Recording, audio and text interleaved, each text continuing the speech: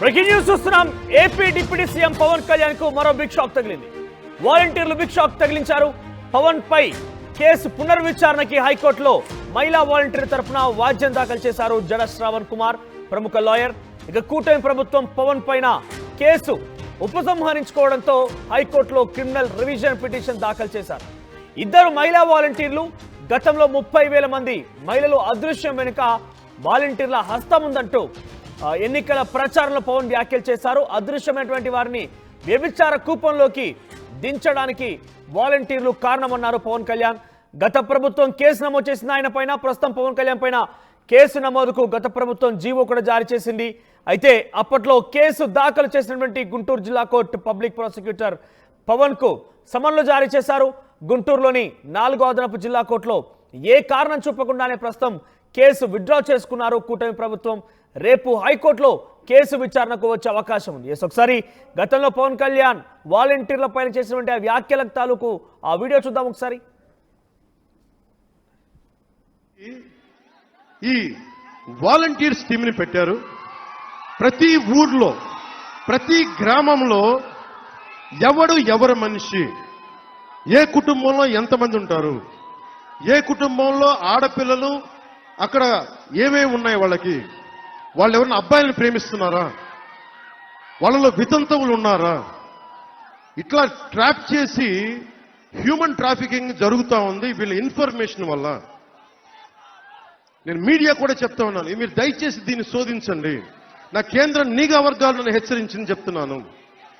ప్రతి గ్రామ వాలంటీరు ఈ పార్టీలో, ఈ గ్రామంలో ఎంతమంది ఉన్నారు, ఎన్ని ఇళ్ళు ఉన్నాయి, ఇంట్లో ఎంతమంది మగాళ్ళు, ఎంతమంది ఆడవాళ్ళు, ఎవరు ఏ పార్టీకి, ఎవరికి ఏ లోపాలు ఉన్నాయి, ఎవరు ఏమేమి అలవాట్లు ఉన్నాయి, ఇవన్నీ చేసి దాంట్లో ఒంటరి మహిళల్ని వీళ్ళు టార్గెట్ చేసి ఆ ఇన్ఫర్మేషన్ కొంతమంది సంఘ విద్రోహ శక్తులకు ఇస్తే వాళ్ళని వీళ్ళు కిడ్నాప్ చేయడం కానీ ట్రాప్ చేయడం కానీ జరిగి మిస్ అయిపోయారు ఇంతమంది.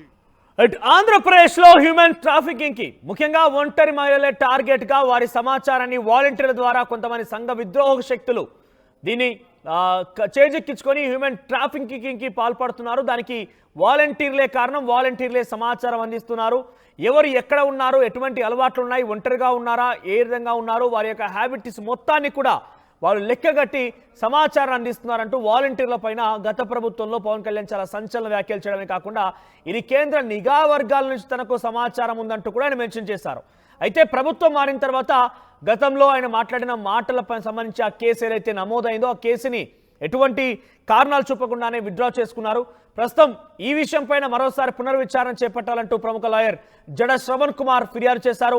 రేపు హైకోర్టులో ఈ కేసు సంబంధించి విచారణ జరిగే అవకాశం ఉంది. మరిన్ని అప్డేట్స్ మా సీనియర్ జర్నలిస్ట్ కృష్ణమోహన్ అందిస్తారు. కృష్ణమోహన్, సో కేసు తిరిగి పునర్విచారణకి హైకోర్టులో పిటిషన్ దాఖలైంది, వారి తరఫున వ్యాజ్యం దాఖలు చేశారంటే ఎలా చూడాలి, ఎటువంటి విచారణ కొనసాగే అవకాశం ఉంది? గతంలో మాట్లాడిన మాటలకి ప్రస్తుతం ప్రభుత్వం చాలా కీలకంగా ఉన్న పవన్ కళ్యాణ్ ఏదైనా దాని గురించి ఇంకా లోతుగా విశ్లేషించారా, వేరే విచారణ జరిపారా, ఆయన ఏ రకంగా మాట్లాడారన్న విషయం పైన ప్రస్తుతం అధికారంలో ఉన్నారు కాబట్టి కనీసం దాని గురించి సమాచారం తెలుసుకున్నారా? ఒకవేళ నిజంగానే హైకోర్టులో పిటిషన్ విచారణకు వచ్చిన నేపథ్యంలో ఏ రకంగా ఆన్సర్ చేయబోతున్నారు? మనోజ్, మొత్తం మీద పవన్ కళ్యాణ్ గతంలో అంటే 2019 సమయంలో వాలంటీర్ల గురించి ఏదైతే వ్యాఖ్యలు చేశారో, వాలంటీర్లు అంటే వాలంటీర్లు వ్యవహరిస్తున్న తీరు కావచ్చు, వాలంటీర్లు మహిళల పట్ల వ్యవహరిస్తున్న తీరు కావచ్చు, మరోవైపు మహిళా ట్రాఫికింగ్ జరుగుతోంది. దీంతో కొన్ని వేల మంది మహిళలు చేశారు. దానికి కారణం అందరూ కూడా వాలంటీర్లే.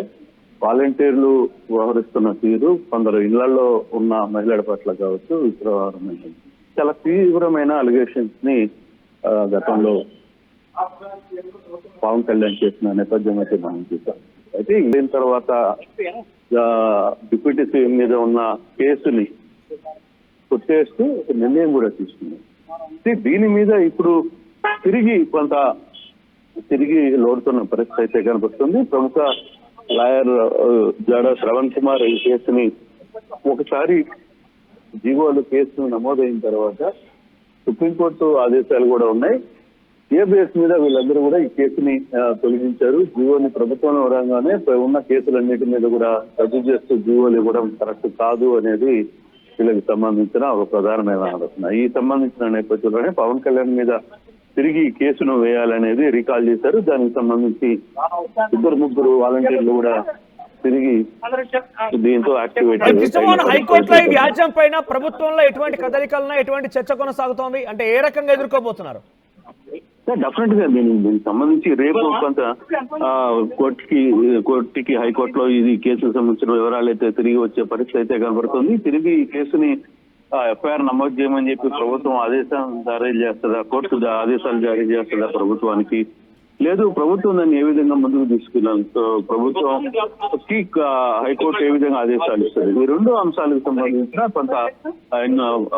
కొంత ఆలోచన అయితే జరుగుతుంది. దీనికి సంబంధించి రేపు హైకోర్టులో ఏ విధంగా తమ వాదనలు వినిపిస్తారు, జారా శ్రవణ్ కుమార్ అనేది జారా శ్రవణ్ ఎటువంటి అభ్యంతరాలు చెప్పబోతారు. అంటే ఈ కేసుకు సంబంధించి లోతైన పాత సుప్రీంకోర్టు ఇచ్చిన కొన్ని జడ్జిమెంట్స్ కావచ్చు, వీటన్నిటిని కూడా జారా శ్రవణ్ కొన్ని ఈ కోర్టు ముందు పెట్టే పరిస్థితి ఉంటుందని చెప్తున్నారు. ఒకవేళ అదే కానీ జరిగితే హైకోర్టు పవన్ కళ్యాణ్ మీద కొట్టేస్తూ అంటే పవన్ కళ్యాణ్ మీద పెట్టిన కేసుని ప్రభుత్వం ఏమైతే రద్దు చేసిందో సో ఆ కేసుకు సంబంధించి తిరిగి వాళ్ళని ముందు కేసుని నమోదు చేస్తారని చెప్తారా, లేకపోతే ఏ విధంగా ముందుకు వెళ్తుంది అనేది ఇంకొక పాయింట్ కూడా. గతంలో ఆయన ప్రతిపక్షంలో ఉన్నారు, అటు వైసీపీ ప్రభుత్వం మీద ఆయన చాలా పెద్ద ఎత్తున ఒక యుద్ధం చేస్తున్నారు కాబట్టి ఆ సమయంలో వాలంటీర్లను ఉద్దేశించి ఆయన ఆ రకంగా మాట్లాడారు. ఆయన కేంద్ర నిఘా వర్గాల నుంచి సమాచారం ఉన్నారంటే ఓకే, కానీ ఇప్పుడు అధికారంలో ఉన్నారు, ఆయన చాలా కీలకమైన వ్యక్తిగా కూడా ఉన్నారు కాబట్టి ఆయన ఏమైనా ఇన్ఫర్మేషన్ కనీసం రాబట్టగలిగారా? అంటే నిజంగానే దాంట్లో ఉన్నటువంటి వాస్తవాల విషయం పైన ఏమైనా చేజిక్కించుకునే ప్రయత్నం ఏదైనా చేశారంటారా?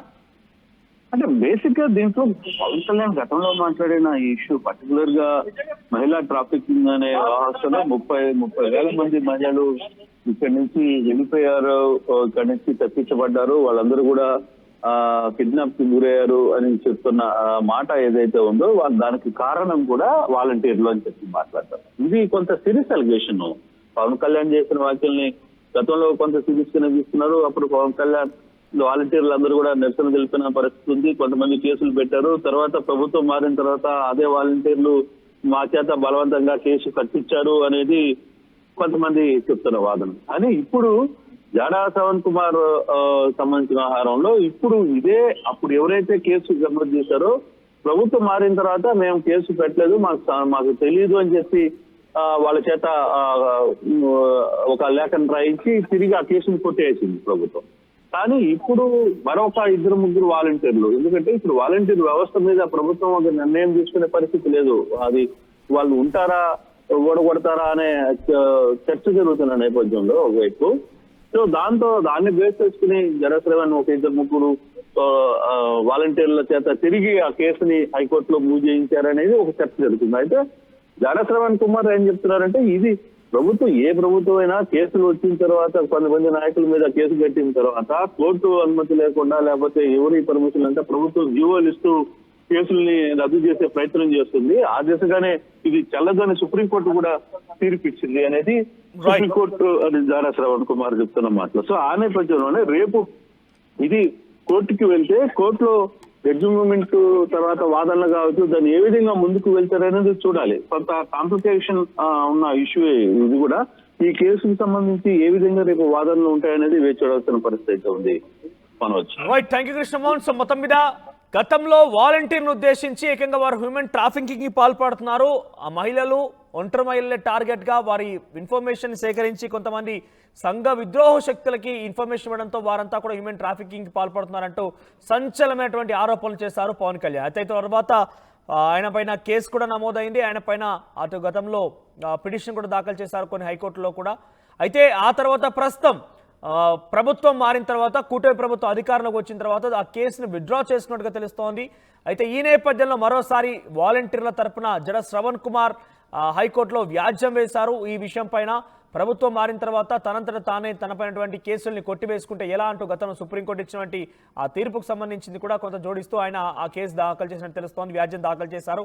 మరి ఇంత కాంప్లికేటెడ్, ఒక రకంగా చెప్పాలంటే హ్యూమన్ ట్రాఫికింగ్ అనేది చాలా పెద్ద నేరం, కానీ ప్రభుత్వంలో ఉన్న వ్యక్తులే హ్యూమన్ ట్రాఫికింగ్కి పాల్పడే విధంగా కొంతమంది ఇన్ఫ్లుయెన్స్ చేస్తున్నారు, హ్యూమన్ ట్రాఫికింగ్ జరిగింది అనే రకంగా పవన్ కళ్యాణ్ లాంటి వ్యక్తులు మాట్లాడారంటే, ఆయన ఏకంగా కేంద్ర నిఘా వర్గాలు కూడా నాకు సమాచారం ఉంది అని చెప్పారంటే చాలా కాంప్లికేటెడ్ కేసే. మరి ప్రస్తుతం ఆయన అధికారంలో ఉన్నారు, అక్కడ ఆంధ్రప్రదేశ్కి డిప్యూటీ సీఎం హోదాలో కూడా ఉన్నారు.